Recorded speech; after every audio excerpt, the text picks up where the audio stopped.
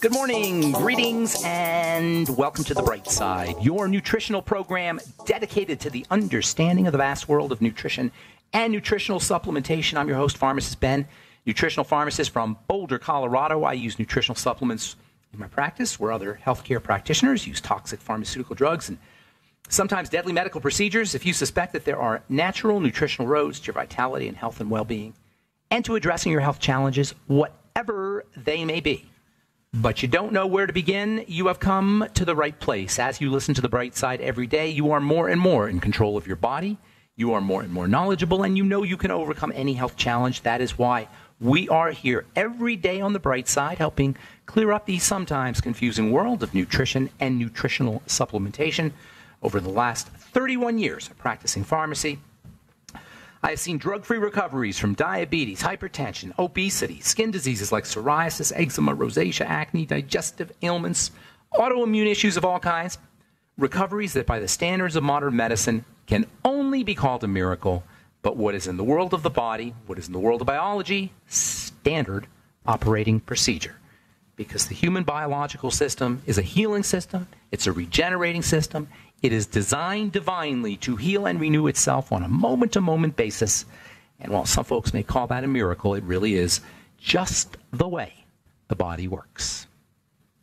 If you have questions about health, nutrition, prescription drugs, if you want to wean yourself off your meds and get on a good nutritional supplement program, we are here for you. We want to be your go-to source, go-to resource for all things health and nutrition. If you want to get yourself off your meds or get a loved one off their meds and you want to replace the medication with a good nutritional supplement program, 844-236-6010 is our number. We can help you do that. If you have questions about the longevity products or the truth treatment products or a comment or success story, 844-236-6010 is our number on The Bright Side.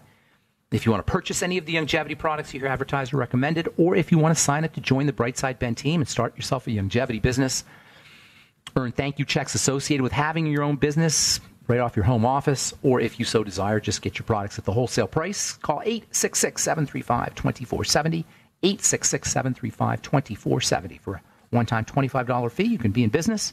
If you're an entrepreneur, it's an ideal way to start a business in a box, basically. For a small fee, for a $25 fee, you can just get products and at the wholesale price and resell them retail.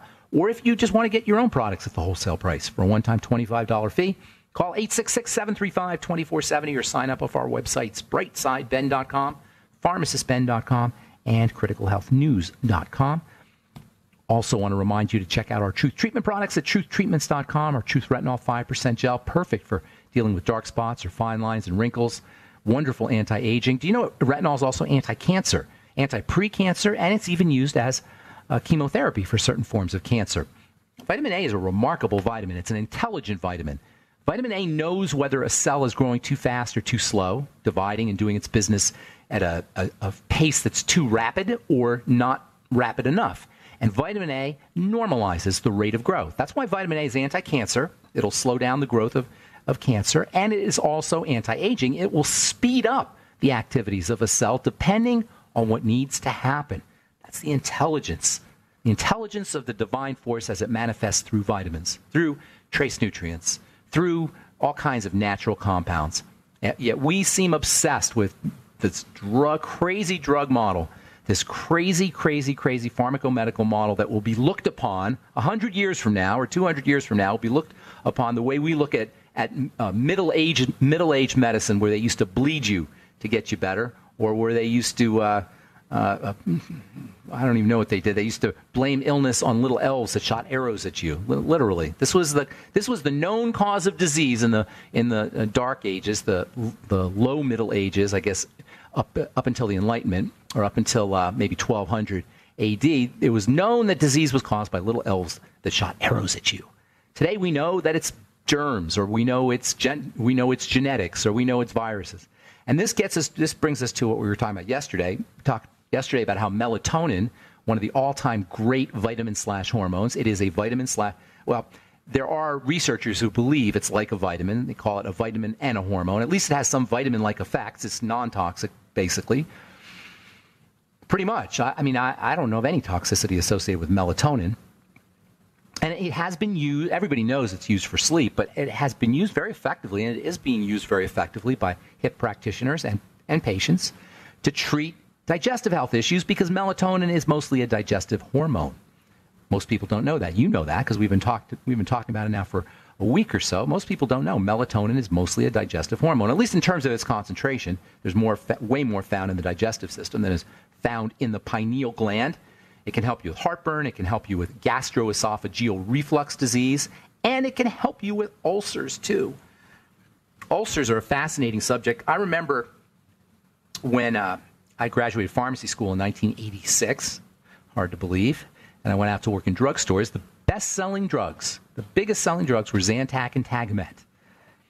And I counted out, I remember every day I would count out probably 20 or 30 prescriptions for Zantac or Tagamet, 100 tablets, and they would go for about, this is 1986, they're probably going for about $70 or $80 for 100, which was pretty darn expensive for back then. And then all of a sudden, nobody's buying Zantac and Tagamet anymore. And Zantac and Tagamet have fallen off the list. Basically, today, you don't really hear too much about Zantac and Tagamet, because as it turns out, it isn't an excess of acid that causes ulcers. Zantac and Tagamet are antacids. They're high-tech antacids, if you've ever heard of those drugs. Cimetidine is the name for Tagamet. They probably call it cimetidine now. That's the generic name. And then ranitidine, that's the generic name for Zantac. Tagamet was old school, and then Zantac came out, and Zantac was kicking Tagamet's butt. We were selling so much Zantac. I actually went and applied for a job with Glaxo, which was the company at the time that was making Zantac, because we were selling so much of it. I figured I might as well be a salesman. And they told me that I didn't want to be a salesman, and they were right. I didn't want to be a drug salesman. But I actually did apply to get a job at Glaxo because I saw how much Zantac we were selling. Anyway, you don't hear too much about Zantac and Tagamet today, because today we know it's not too much acid that causes ulcers. It's this bacteria that's called H. pylori, which many of you have probably heard of. H. pylori, by the way, has also been associated with infections of H. pylori, has been associated with rosacea. The story of how H. pylori finally got the credit for being the cause of ulcers rather than acid is a really interesting story. It's a textbook case in what's wrong with the medical model, what's wrong with really the scientific model in general. Thomas Kuhn, the author of The Structure of Scientific Revolution, said, "Science progresses funeral by funeral," meaning the old guard had to die out before new ideas could take place. New ideas are never welcomed in the mainstream. Arthur Schopenhauer, famous philosopher from the 1800s, 1700s actually, he said that new ideas are first laughed at, then they're violently opposed, and then they're finally accepted. And that's the pattern of new ideas. That was the pattern of new ideas in 1700. It's still the pattern of new ideas today. And nothing exemplifies this more than the story of how H. pylori came to get the credit for being the cause of ulcers. Throughout history, there have been various ways to treat ulcers. By the way, ulcers, the term ulcers, is kind of a generic catch-all phrase. The technical term for ulcers is peptic ulcers. Peptic ulcer is an ulcer of the digestive tract, from the esophagus to the intestine. There's three kinds of ulcers. You have three kinds of peptic ulcers, three kinds of digestive tract ulcers. You've got an ulceration that can occur. An ulceration is a wound. An ulceration is like a little pit that forms, a damaged tissue, an erosion of tissue. So there's three types of these ulcers. You got the ones that occur in the esophagus, esophageal ulcers. Then you have, Barrett's esophagus is one of the worst of these, and it can be super deadly, esophageal ulcers. Esophageal cancers, which can come from esophageal ulcers. Then you have stomach ulcers, and then you have intestinal or duodenal ulcers that occur in the upper part of the intestine. That's where you have your three basic digestive tract or peptic ulcers. You can tell you have an ulcer if you have pain right around 2 to 4 hours after you eat a meal. If you start to get this really terrible burning pain, that's the acid hitting the wound. Not good. Hydrochloric acid, and you can just imagine, right? Hydrochloric acid and wounded tissue, not good, and it doesn't feel good. Interestingly, duodenal ulcers can be relieved by eating more food. Kind of shuts off the acid production at that level. And then gastric and esophageal ulcers, they're made worse by eating food. All right, we'll continue when we come back from our break. I'm Pharmacist Ben. 844-236-6010 is our number. You're listening to The Bright Side. We'll be back right after this. Okay, we are back on The Bright Side. I'm Pharmacist Ben. Got lines open for you at 844-236-6010, 844-236-6010. If you have questions about anything we're speaking about here today, melatonin, serotonin, ulcers, if you're dealing with a stomach ulcer, or if you have a success story you'd like to share, how nutrition has helped you if you had a stomach ulcer, if you had any other health challenge, 844-236-6010 is our number on The Bright Side. Please check out our longevity products and sign up to join the Brightside Ben team off our website, brightsideben.com, pharmacistben.com, and criticalhealthnews.com. All the longevity products are up. There's also a join the team now link that you can hit, a button that you can press to get on the Brightside Ben team for a one-time $25 fee. You can start a longevity business and earn all the benefits associated with having all the tax benefits associated with having your own business, and help spread the word about the power and the importance of a good nutritional supplement program. So, back to our story about ulcers. It was, when I graduated pharmacy school in the 80s, it was well known that it was acid and stress that caused too much ulcers. Up until maybe the 1970s, they didn't even use drugs. They used surgery. Up until the 1960s or so, it was basically a surgical solution. The only solution for ulcers was surgical. In the 1920s, they used to pump milk through your nose. That was the doctor logic to neutralize the acid. I guess that would work. I don't know. They would pump milk up your nose to get into. I don't know why they would do it up your nose. Actually, not up your nose. They would put it. There's no way they would put it up your nose. They put it up. They put it in a pump. They pumped acid or milk right on the acid to neutralize the acid. Anyway, a guy named Dr. Barry Marshall, he was in medical school in the 1970s, and he was doing some experiments, and he came up with. He made a very startling discovery. He realized that ulcers were not caused by stress; they were caused by a bacteria. Actually, he noticed that this bacteria called H. pylori was always present when there were ulcers. And he tried to tell people about this, and nobody would listen to him. Doctors would not listen to this guy, Dr. Marshall, in Australia. It's a famous story. Barry Marshall. He tried to get all the doctors in his town. I think he was in Perth, wherever he was in Australia. He tried to get doctors to understand. He tried to publish papers. Nobody would listen to him. They laughed at him. Until finally he got so frustrated that he actually made himself an H. pylori smoothie. He literally took H. pylori bacteria and put it in some kind of beverage or smoothie and drank it.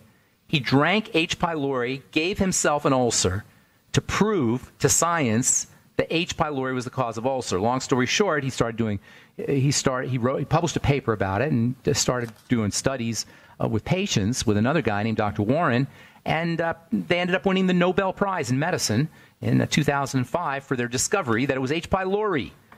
This bacteria, H. pylori, that was responsible for ulcers, not acid, to the point today where you don't even really hear much about ulcers because they just give you antibiotics, kills the H. pylori. Now, is that a great solution? Well, I don't know. If you have an ulcer, maybe. But, of course, we know what antibiotics do to the digestive system. It's just a classic example of the craziness of the medical model. Nothing will whack out your digestive system faster and more effectively than an antibiotic. Everybody knows that. Every normal layperson knows that, but we've allowed the medical model to just kind of brush that aside. So they give you antibiotics, and kills the H. pylori, and you don't have an ulcer. And in fairness, there's not really a lot of ulcers, or not as much. It's a relatively rare diagnosis these days, or relatively rare pathology. Medication is one of the leading causes of ulcers today, not H. pylori, because of antibiotics. Anyway. So H. pylori, as it turns out, like all bacteria in the body, is important. H. pylori plays a role in good health. H. pylori may help you fight stomach cancer. And by the way, H. pylori does not like acid. It lives in a low acid environment. So stomach acid itself may, number one, be the way you want to prevent an H. pylori infection, using your ultimate enzymes and your nightly essence, both of which can help, and apple cider vinegar, all of which can help with acidity, stimulating acid production before meals by using bitters, bitter substances, bitter vegetables, Swedish bitters and such. These will all stimulate acid production.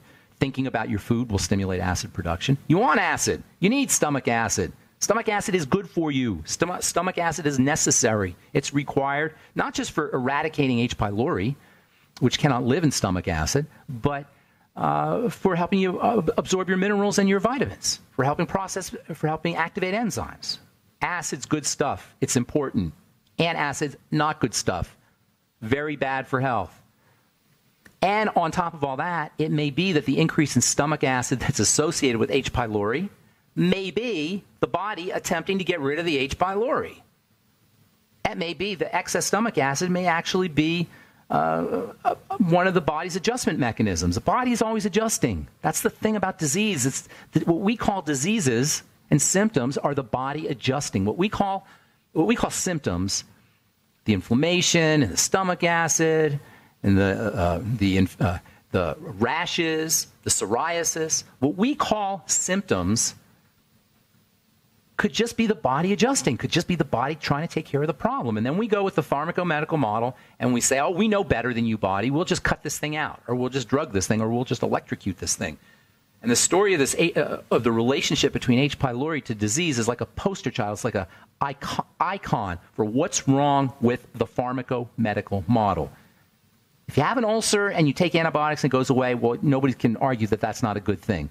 However, what you want to make sure you're doing is taking care of your digestive system in the first place. And if you do have an ulcer and you need antibiotics, making extra sure you take care of your digestive system using nutrition and dietary strategies afterwards.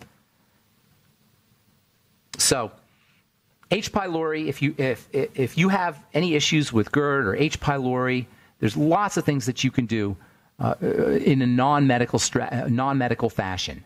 For one thing, probiotics, good bacteria, can help balance out bad bacteria. So that's the first thing you want to do, is get yourself on the nightly essence. Start eating fermented foods, fermented vegetables especially. Fermented vegetables do all kinds of, they don't just give you the bacteria, fermented vegetables. Fermented vegetables give you broken down nutrients in the vegetables from the bacteria. Bacteria process nutrients in the vegetables, so they make the nutrients more accessible to the body. So when you're eating fermented food, yeah, you can do kefir and yogurt. Those are fermented for sure. But fermented veggies, that's the best, in my opinion. And also just in general, veggies. We don't often think of vegetables as being important for the digestive system, but they are. In fact, that may be where they exert their most positive benefits, is on the digestive tract, if you're healthy. If you're not healthy, you may have a problem processing veggies, but you can always grind them up and make juices, not just juices, but make smoothies. A juice has all the water without the fiber. And juices are okay if they're fresh, and you're going to get some good stuff in there, and they don't have a lot of sugar in them. But the best kind of juice is more like a smoothie with a Vitamix, because you keep the fiber. And the fiber rocks for the digestive system. The fiber is unbelievably important for the digestive system. And when there's bacteria in the fiber, the body can process the fiber and release really important sugars and other substances from the fiber. So you always want to mix your probiotics with your veggies or do fermented veggies. The combination of these bacteria and the veggies potentizes an already very potent food, which is vegetables. It potentizes them, makes them stronger, especially for the digestive system. All right. 844-236-6010 is our number. I'm Pharmacist Ben. You're listening to The Bright Side. We'll be back right after this.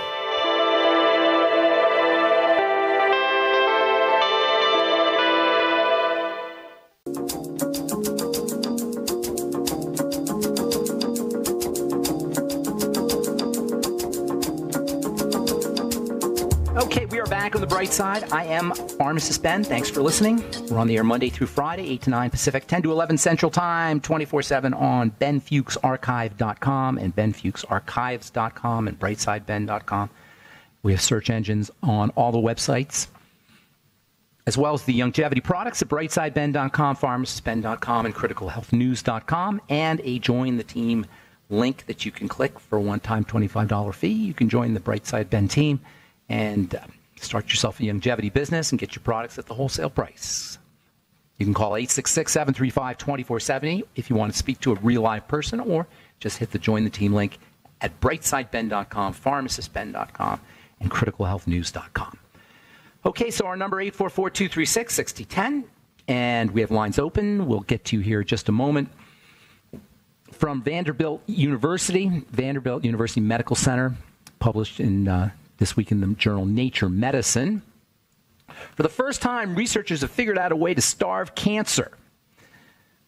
Quote, researchers at Vanderbilt University have demonstrated for the first time that it is possible to starve a tumor and stop its growth with a newly discovered small compound that blocks the uptake of glutamine. This is so interesting. Every once in a while, I'll hear somebody tell me about the problem with this wonderful amino acid, glutamine. Usually it's a medical doctor. There's one in particular, I won't mention his name, and he thinks glutamine... He has a problem with glutamine because he says it feeds cancer, which of course it does, because everything feeds cancer, because cancer is a monster that eats everything. Glutamine is very important for growth. So this doctor's logic is you shouldn't use glutamine because it feeds cancer cells. Well, that is the stupidest thing I've heard in the world of nutrition, or at least it's tied for the stupidest thing, because I've heard a lot of stupid things. The body needs glutamine. You don't rob the body of an incredibly important nutrient, incredibly important amino acid, unbelievably important for the immune system to fight cancer, as well as the digestive system, for zillions of reasons. Glutamine is, we haven't talked about it in a while, maybe we should. It's one of the all-time great amino acids for many, many reasons. Does it feed cancer? Yeah, it feeds cancer, because everything feeds cancer. Does it stimulate cancer's growth? Well, if you have cancer cells, maybe, but the answer is not to stop the glutamine. It's to figure out why your body's so freaked out, why your cells are freaked out that they've turned cancerous, and then to eliminate that. Not to rob your body of a critical, vital, important nutrient, in my humble opinion. Anyway, that's the strategy that doctors like to use. And so now they've come up with a protein that will actually block the ability of a cancer cell to use glutamine. Whatever. That's not what cancer is about, people. Cancer is about a body/cell system. And I'll just say cell, because all cancer is cell cancer, that is stressed out. And by the way, skin cancer is not a skin disease, it's cancer. Or it's not a skin issue, it's cancer. It's a cancerous cell. I got a letter, the reason I bring that up is I got a letter today from a lady who's chastising me about, actually she wrote on a YouTube video I did, who was chastising me for saying dermatology is a failed science. She said, well, my dermatologist took care of my skin cancer, blah, blah, blah. Well, guess what? Your skin cancer was caused by an issue with your body, something that you did to your body. And now, I'm not beating anybody up here, by the way. I'm not blaming the victim. But cancer, a cell turns cancerous when it is completely at its wit's end and doesn't know what to do. And skin cancer is no different from liver cancer in that way, because skin cell cancer and liver cell cancer are both caused by a burden on the cell. What is it that causes the burden on the cell? Well, there's only three things. Remember, there's only three things that go wrong in a cell. Nutrition, starvation, suffocation, and toxification. How do you handle it? With nutrition to handle the starvation, with oxygenation and movement to handle the suffocation, and to make sure the body has a clean, and cells have a clean place to do their business. And you know what? Even if you have cancer and you do those things, you're going to feel better. I'm not sitting here to tell you that I'm going to cure cancer, or these ideas are going to cure cancer, because I'll end up in jail. And I don't even like the word cure, because cure is about magic. This isn't magical. This is logical. Cure is magic. Reversal is logic. And what we're talking about here is logic. Out with the bad, in with the good. The body does the rest. Logic. Cure. Oh, we're going to cure cancer. The cure for cancer. We're going to have a war for cancer and find the cure for cancer. That's magic. We don't need magic. The body is exquisitely logical.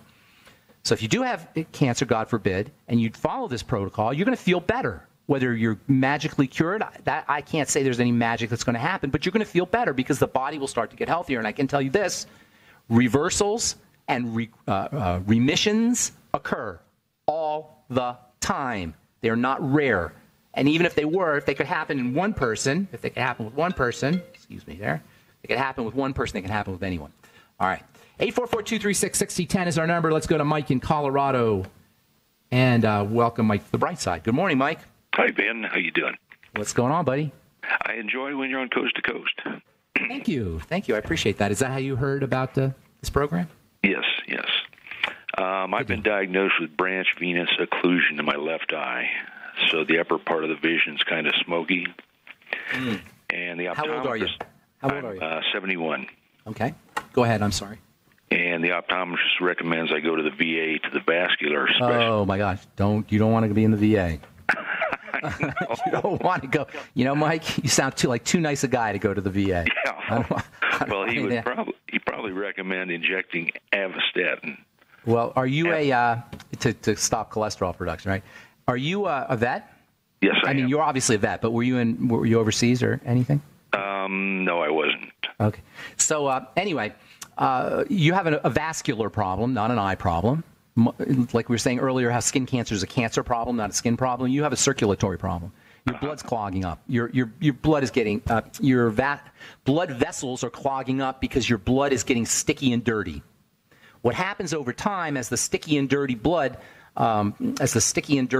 circulate through the body, they initiate immune responses, defensive responses in the vessels, and the vessels then go through this whole inflammatory thing, and one of the byproducts is cholesterol. Does that make sense how I explain that? Because that really is an important point. Yes. Because this is the leading cause of death. What I just described is basically how we die. I'm not saying that about you, but this is how the leading cause of death are these injuries that take place to the blood vessels, the secondary inflammatory response, the tertiary cholesterol, and then the medical model addresses the cholesterol. When I'm saying we should be addressing the blood because the problem's in the blood.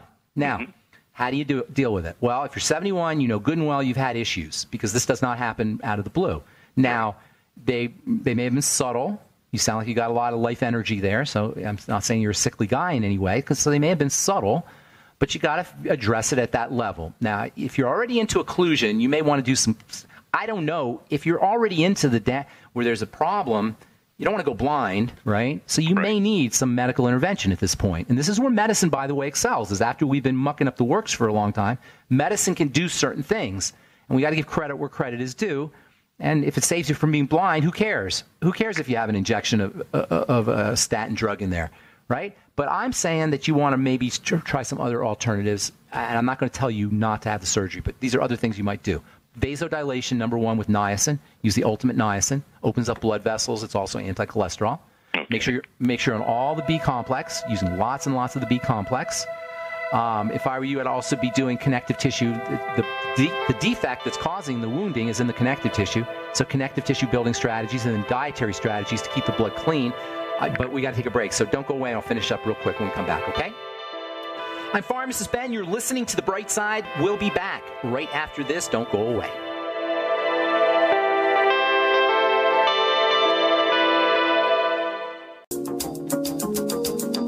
Okay, we're back on The Bright Side. I'm Pharmacist Ben, talking to Mike in Colorado. Where are you in Colorado, by the way? Longmont. Oh, nice. And we haven't met, you and I?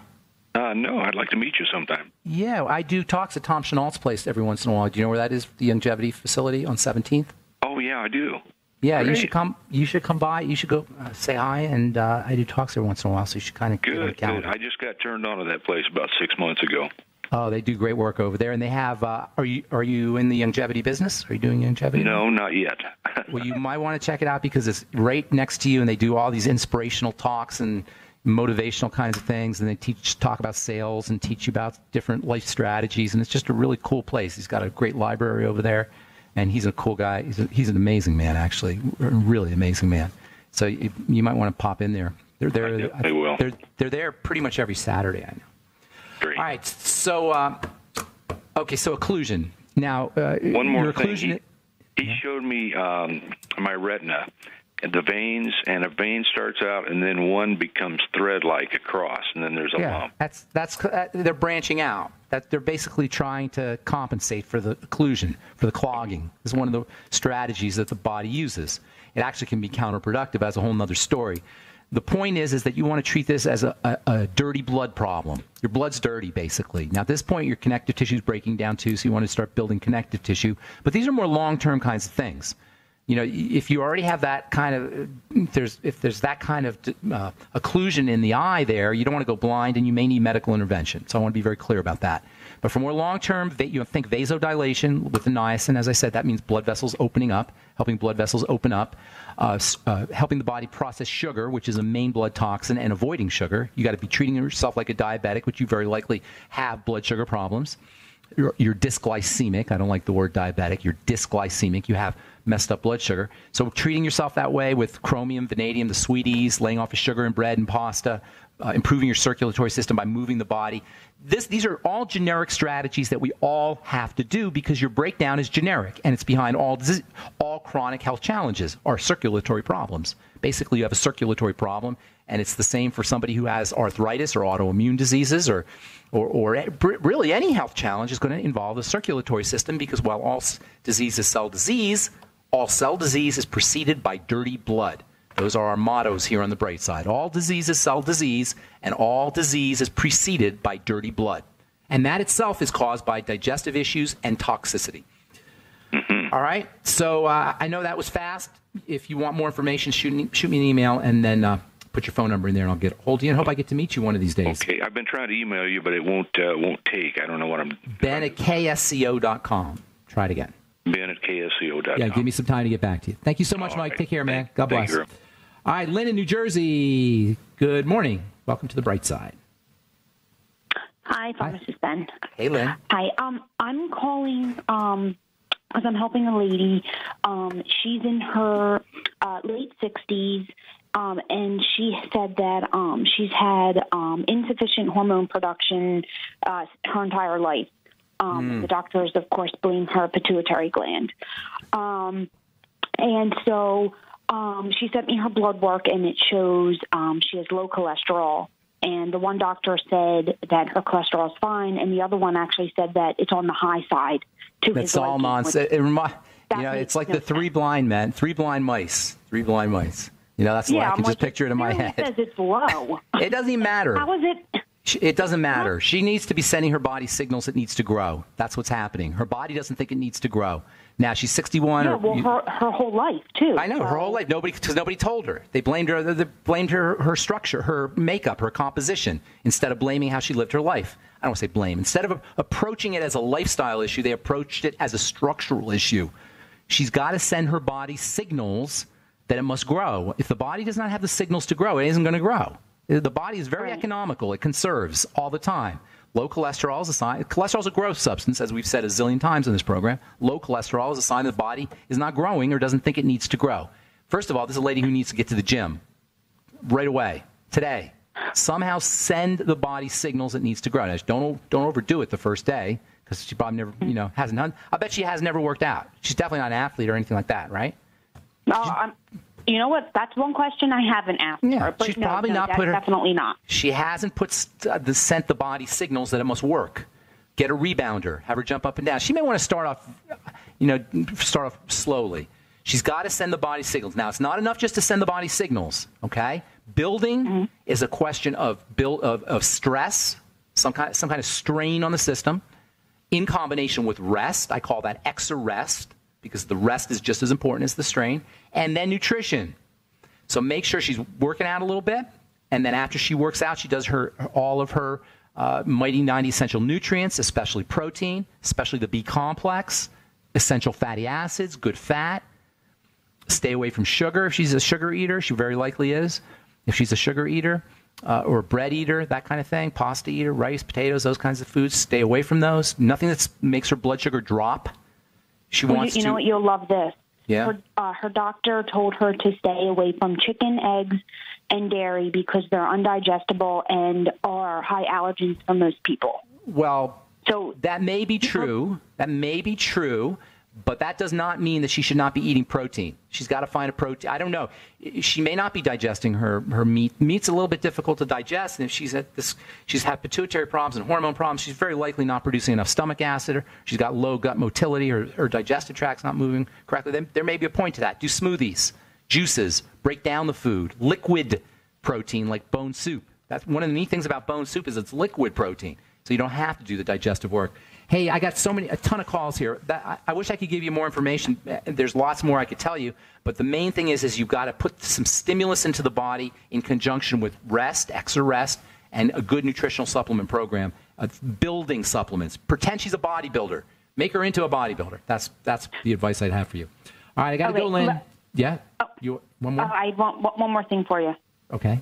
She's on transdermal estriol, estrone, progesterone, and testosterone cream. Were you trying to depress me dangerous? here? That's the worst thing they can give her.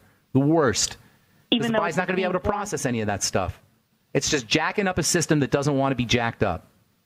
Okay, so it's okay for her to get off that then. I'm not going to tell her it's between her and her doctor what she does. If you go to a doctor, as much as I'm not a fan of doctors or doctoring, I don't want to say individual doctoring, I would never tell you if you're working with a doctor to do something unilaterally without him, because you're going to him. You're paying him. Right. And I know I would be ticked off if I'm trying to take care of somebody and then somebody else comes along and tells them to do the opposite. I'd be ticked off. I wouldn't do that and I wouldn't do that to any other healthcare professional. I never do.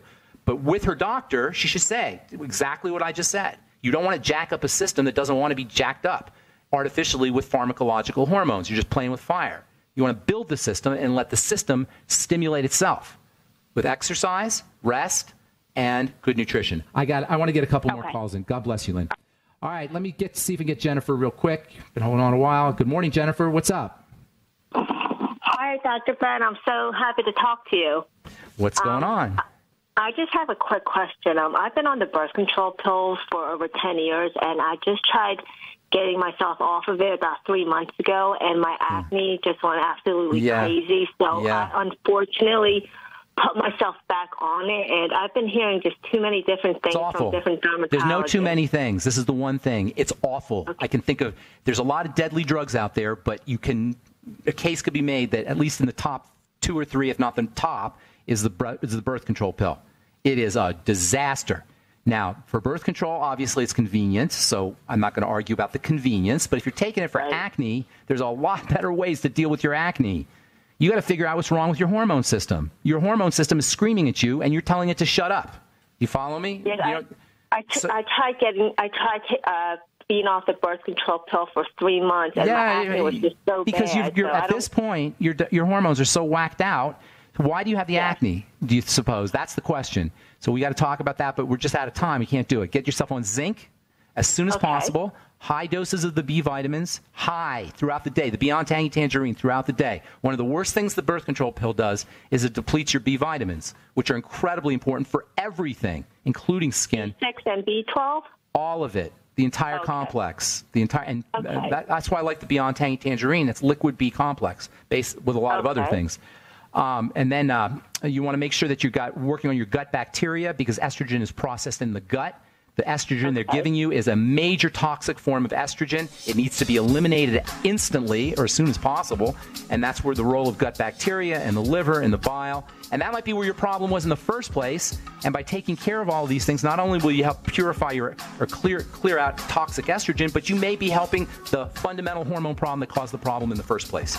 All right, I got to motivate. Jennifer, God bless you. Good luck with everything. Sorry if we left you on hold. I apologize.